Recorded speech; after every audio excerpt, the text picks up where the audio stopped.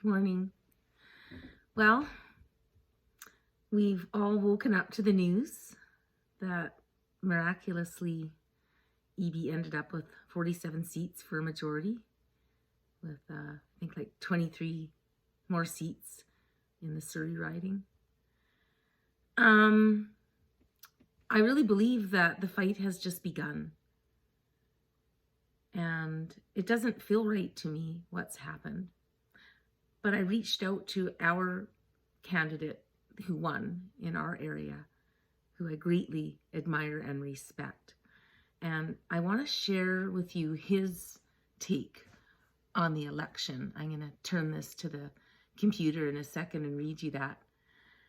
I also want to read you a really powerful tweet that's come out from Vote Canada about it coming out yesterday in the investigation back east with the foreign interference, let's just say treason though, that one of the 11 identified is none other than David Eby's advisor and really good friend.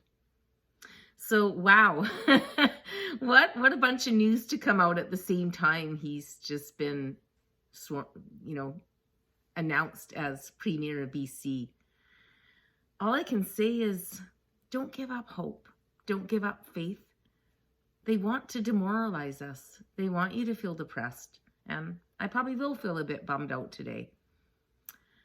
But I also have a strong faith and a strong heart.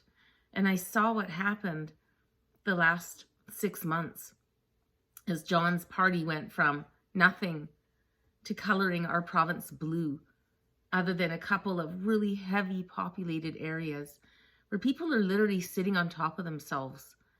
They don't hear themselves. They don't see the big picture beyond what they're being fed, especially when they're in the government towns and highly indoctrinated towns. The people who are noticing things are wrong, it's not just people with high pattern recognition and noticers, as we call ourselves, but it's spreading now to the mainstream of British Columbia and Canada. People know something is wrong and they've had enough. And I've always said this, while we want to have hope and trust in our elections, I feel it's really going to come down to us against the globalists. We have a powerful movement and so do they. And it's by staying positive and to keep speaking and pushing back and to show them that they work for us. We have the power. One little voice combined with many becomes a huge voice. And don't give up. Stay and fight. Anyways, I want to turn the camera now and read these to you because I've got to get off to work and I want to have time to upload this today.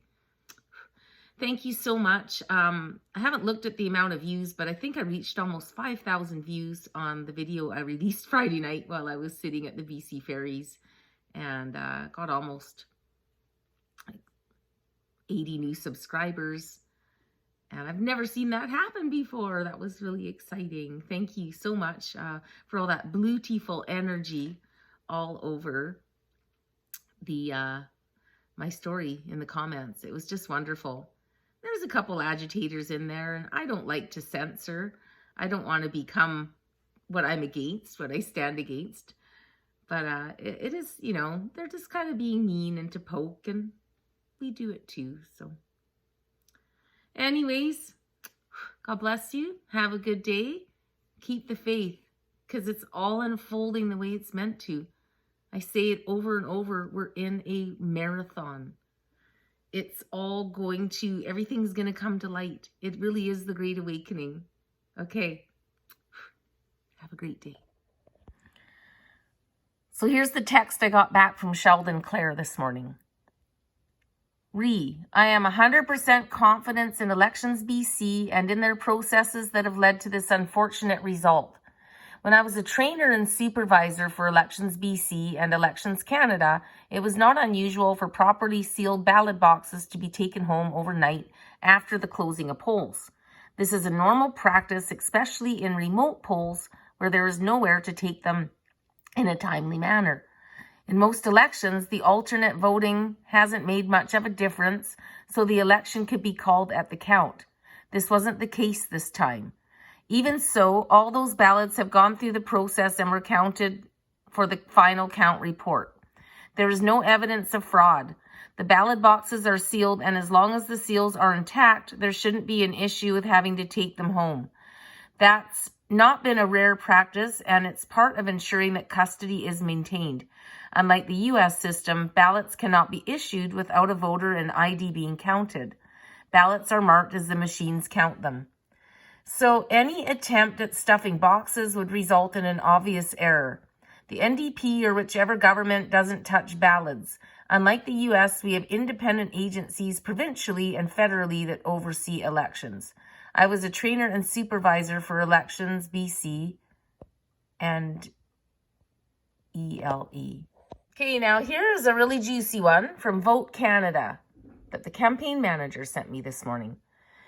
Premier David Eby's association with GAO, let's say that 3 times, GAO, also known as David Ding, has cast a shadow over British Columbia's political landscape, revealing deep and troubling connections with what appears to be a sophisticated network of foreign interference. The relationship between Eby and Ding, who has been publicly named as linked to a Chinese foreign interference group, raises serious questions about the integrity of provincial politics and the influence of foreign entities on local governance.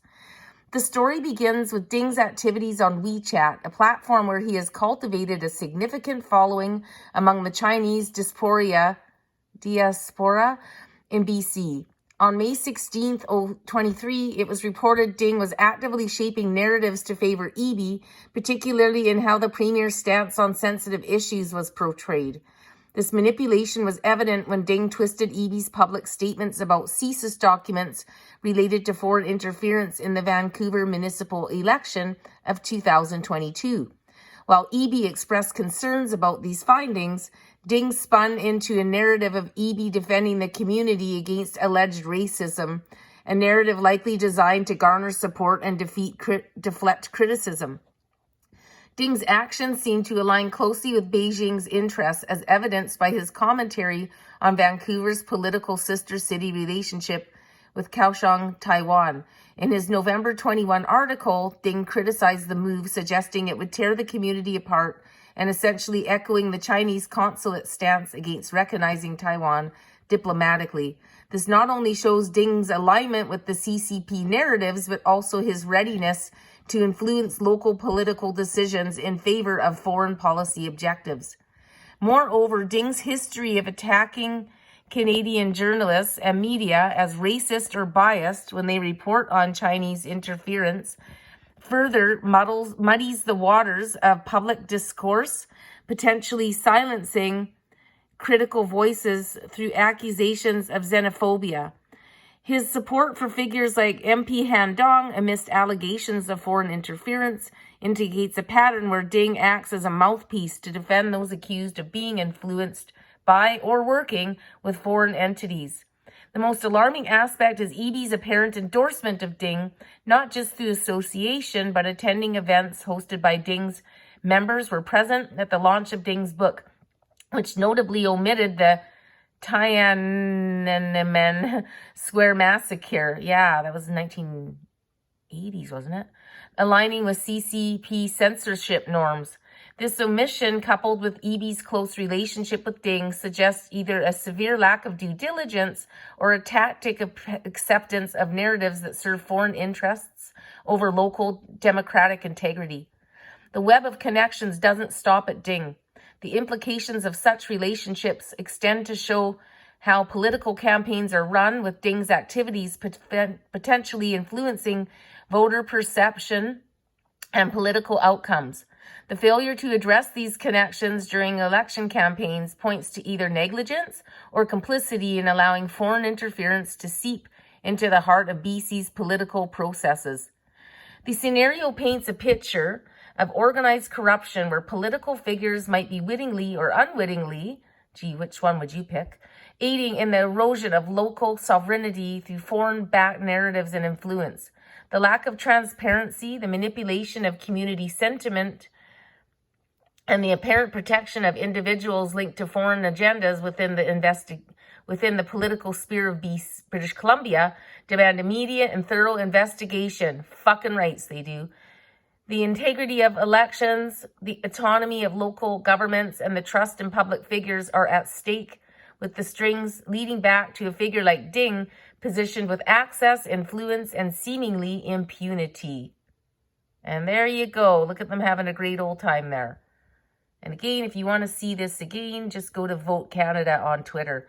You don't have to be on Twitter. If you type in Vote Canada Twitter, it should show you their last 5 posts. Okay, I'm off to work now. Have a great day. God bless.